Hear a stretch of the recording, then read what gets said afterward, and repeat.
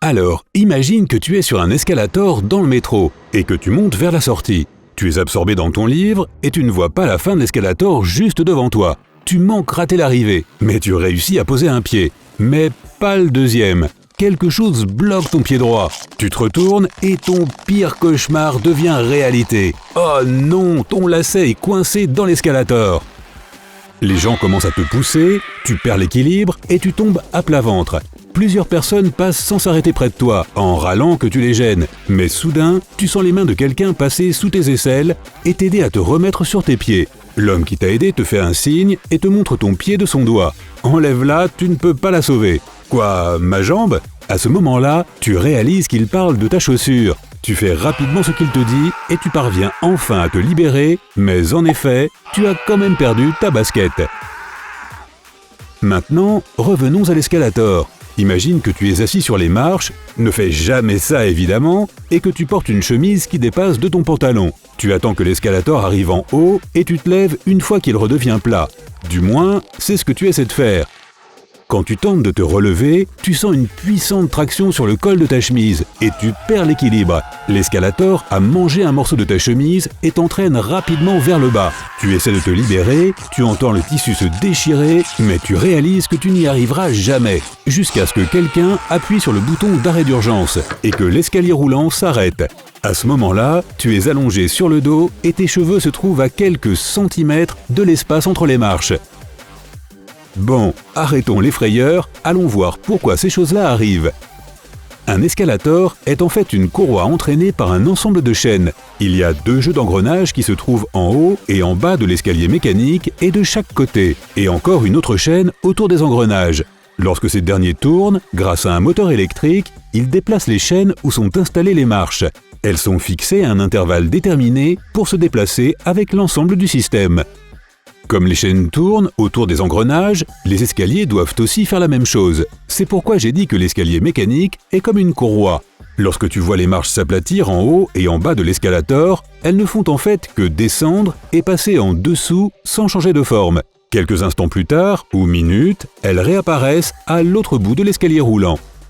Un escalier mécanique présente certaines caractéristiques qui font qu'ils sont si différents des escaliers ordinaires. Premièrement, il se déplace. C'est vrai, merci monsieur, j'enfonce les portes ouvertes.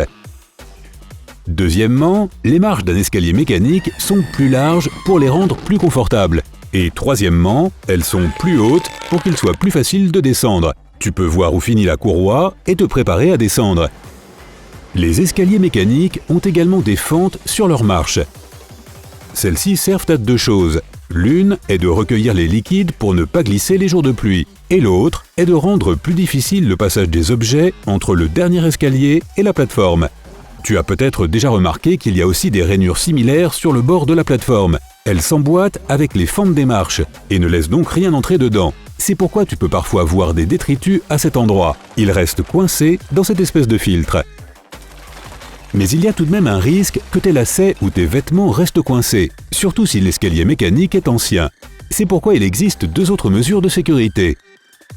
La première consiste à peindre en jaune les bords des marches. Cette couleur est facilement visible sur les marches noires ou gris foncé. Et l'autre est la lumière verte qui vient du dessous de l'escalator entre les marches, juste au moment où tu es sur le point de descendre du tapis. Cette lumière t'avertit que le moment de descendre est proche, donc si tu arrives à voir cette lumière, il est temps d'arrêter de lire ton livre. La brosse qui se trouve sur les côtés des escaliers roulants est aussi là pour ta sécurité. Elle est pratique pour nettoyer tes chaussures, mais son but est surtout d'éviter que tu rapproches tes pieds du bord. Bien entendu, les escaliers roulants ne peuvent pas frotter tout le temps contre les parois. Il y a donc un espace entre eux. Si un lacet de chaussure ou un morceau de vêtement rentre dans cet espace, cela peut mal se finir. Comme la plupart des gens n'ont pas l'habitude de regarder tout le temps leurs chaussures, les brosses ont été installées juste au-dessus des interstices. Quand tu les touches avec tes chaussures, tu sens le frottement et entends le bruit, ce qui t'indique que tu dois t'éloigner un peu du bord, comme un signal d'alarme.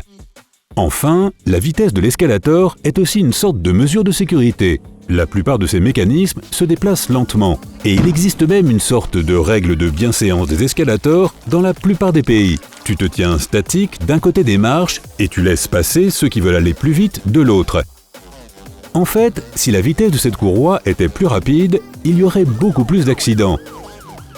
Les gens ne réagiraient pas à temps et tomberaient des escaliers en descendant. Et si tu es déjà monté dans un escalier mécanique particulièrement rapide, tu sais à quel point c'est une performance de trouver le bon moment pour monter dessus.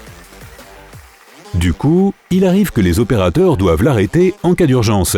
Même si tu es sur un escalator lent, tu devrais toujours te tenir à la main courante pour garder ton équilibre. Si l'escalier se déplace rapidement, si tu ne tiens pas la rampe, tu risques vraiment de tomber en avant. Sans oublier que quelqu'un derrière toi pourrait aussi parfaitement risquer de te faire tomber sans le vouloir.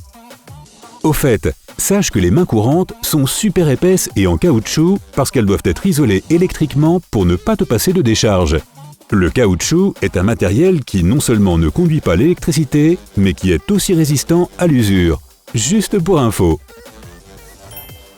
Si tu as appris quelque chose de nouveau aujourd'hui, alors mets un like à cette vidéo et partage-la avec un ami. Et voici d'autres vidéos que tu devrais apprécier. Il te suffit de cliquer à gauche ou à droite et de rester du côté sympa de la vie.